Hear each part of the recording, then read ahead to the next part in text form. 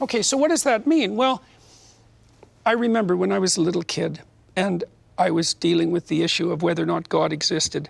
I can remember, I think, when I was a Cub Scout, like I was about 10, and I'd lost something in my house, and I prayed to God that I would find this object.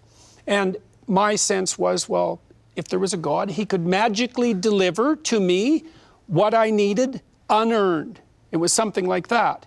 And that is the magical temptation, is to, first of all, to test God, to say, look, if you're there, show yourself to me.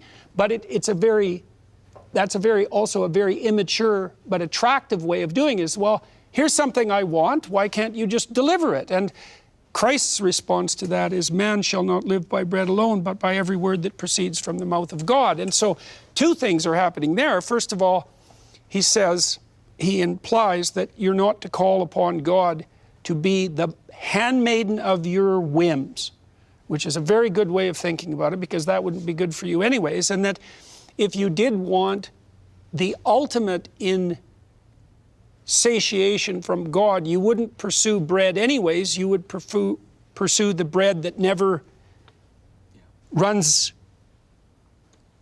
that never becomes scarce, and that's the holy bread and not the immediate bread. And so everything about the temptation is wrong. That's not what God does. That's not what you're to call upon God to do.